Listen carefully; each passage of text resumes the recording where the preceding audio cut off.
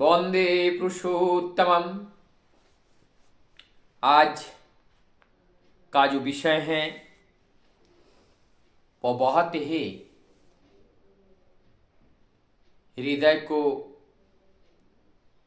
झकझोर कर देने वाला विषय है। आत्महत्या से रक्षा। ये केवल तब हो सकता है जब परमात्मा की रक्षा कवच हमारे ऊपर होता है। आज ऐसे ही एक घटना को लेकर आप लोगों के सामने प्रस्तुत करने का प्रयास करूंगा। परमदयाल श्री ठाकुर हिमायतपुर में, ठाकुर जी का शुरुआती जीवन, कर्ममय जीवन, जब नेशनल मेडिकल कॉलेज कोलकाता से पढ़ाई करके आकर के चिकित्सा विद्या में नियोजित होकर अपना कार्य करने लगे और साथ में कंपाउंडर के रूप में अनंत महाराज को उन्होंने अपने पास रखे। एक दिन रात का समय परमदयाल श्री ठाकुर अपने डिस्पेंसरी में बैठे हैं। उधर अचानक ठाकुर जी डिस्पेंसरी से कूद पड़े, बाहर आए और उस समय बहुत तेजी से बारिश हो रही थी। इस बारिश के बीच में दौड़ते हुए काशीपुर की ओर निकल पड़े। परमदयाल श्री ठाकुर इस बारिश में भीगते हुए दौड़ते हैं। दौड़ते दौड़ते अनंतनाथ के घर के द्वार पे जाकर पहुंचते हैं और आवाज लगाते हैं, अंता अंता कहकर दरवाजे पर पुकार रहे हैं, लेकिन अंता का कोई आवाज नहीं। संयोगवश उस दिन उस बारिश मुखर रात में केवल अनंत दादा ही उस घर में थे। ठाकुर जी बारिश में भीगते रहे और अंता अंता कहकर पुकारते रहे, लेकिन उस घर के अंदर से किसी का आवाज नहीं आया और विवश होकर के उन्होंने उस दरवाजे पर जोरदार प्रहार किए और प्रहार करने के बाद वो दरवाजा खुला और खुलने के बाद जो दृश्य देखा, जो अंता है अनंतदा, वो जो घर है, घर के ऊपर पहले लकड़ी का एक बीम जैसा, इसका तो बीम डालते हैं, वो लकड़ी जो मकान को इधर और उधर दोनों साइड बांध के रखते हैं, उसमें रस्सी बांधकर अपने हाथ में रस्सी लेकर रेडी हैं। आप वो कूद पड़ेंगे और गले में फांसी डालेंगे। ये दृश्य देखकर परमदयाल श्री ठाकुर उनको एकदम गले में लगा लिए, मानो उनका हृदय का सारे दुख उन्होंने हरण कर लिया और तब कहने लगे, आज तुम ये क्या कर रहे हो? तब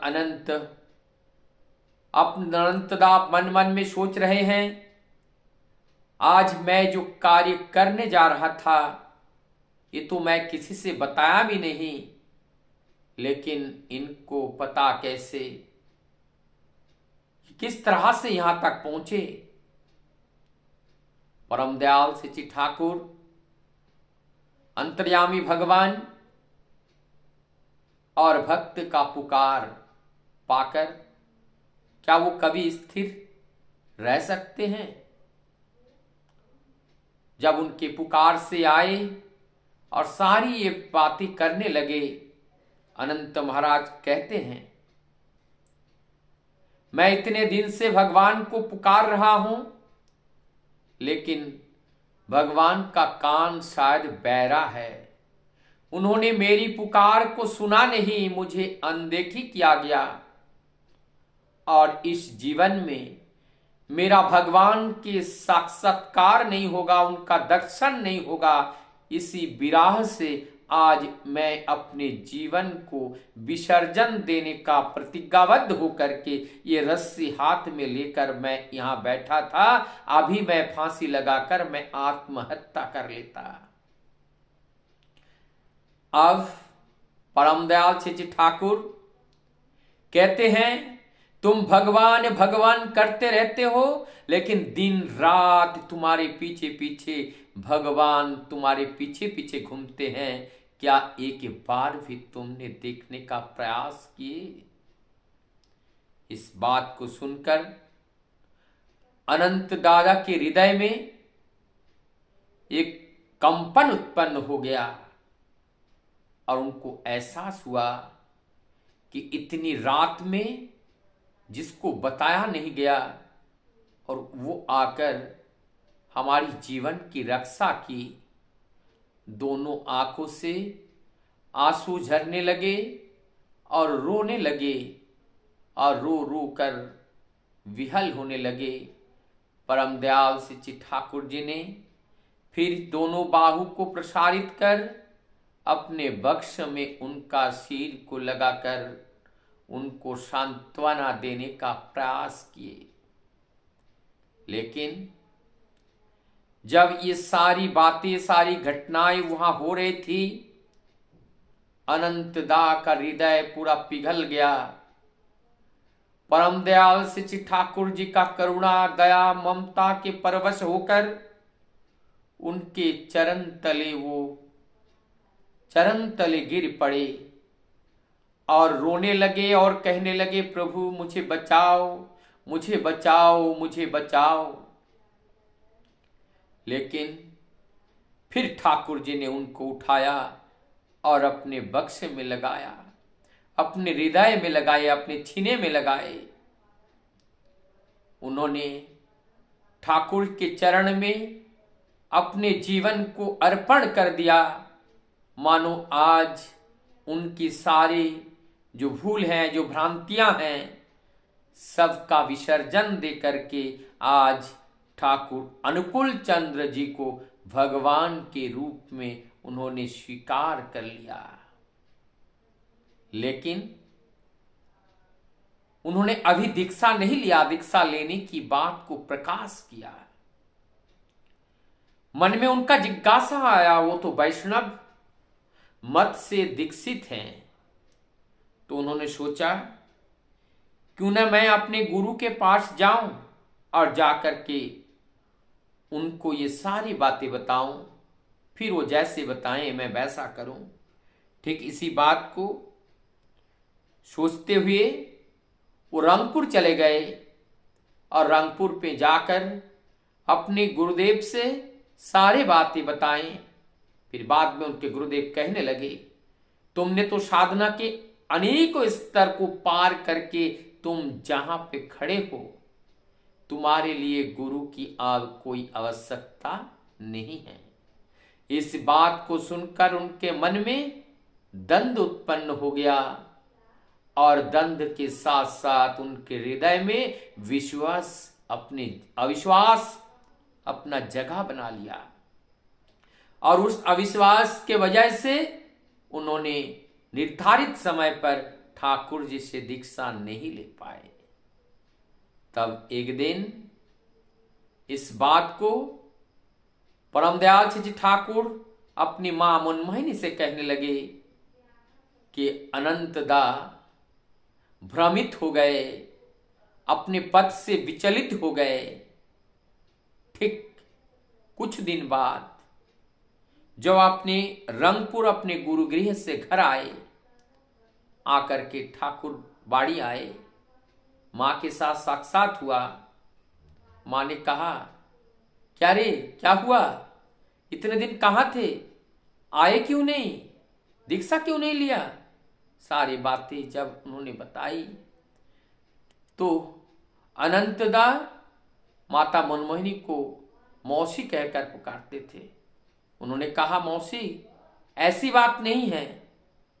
मुझे ये जब कहने लगे, पीछे से ठाकुर मुस्कुराने लगे। लेकिन फिर अनंतदा कहते हैं, मौसी आपको ये बात किसने बताई। तब माता मनमोहिनी कह रही हैं, तेरे ठाकुर ने कहा। ठाकुर कह रहे हैं, उन्होंने कहा, मैं अपने गुरु के घर गया हूं, मैं तो किसी से बता के नहीं गया था, लेकिन ये सारी बात ये अनुकूल को कैसे पता। इसके मन में फिर वो दुविधा में पड़ गए। ये तो ठाकुर साधारण इंसान नहीं है, ये तो वही परम सत्य है, वही परम मुक्त है, वही परम बुद्ध है, और आज वही परमेश्वर है, वो परम पिता है, और वो रक्त मांस संकलित देह धारण करके, वो दीप्तमय होकर के वो परम पुरुष हैं, वो उद्धार करता है, वही हमारी जीवन का सर्वस्व है। ये सारी बातें कहकर उन्होंने वहीं पर ठाकुर जी को अपने माथे पे बिठा लिया, अर्थात ठाकुर जी के चरण में उन्होंने अपने आप को नौछावर करते हुए माता मनमोहिनी से उन्होंने ठाकुर जी का दीक्षा ग्रहण किया। और तब से उन्होंने अपना नया जीवन शुरू किए हैं। ये एक घटना थी, किस प्रकार से आत्महत्या जैसे कृत्य कार्य से भी परम दयाल का दया अगर होता है, किस तरह से वो भक्त की पुकार को सुनकर भक्त के दुख दर्द को दूर करके उनके जीवन को रक्षा करते हैं। वंदे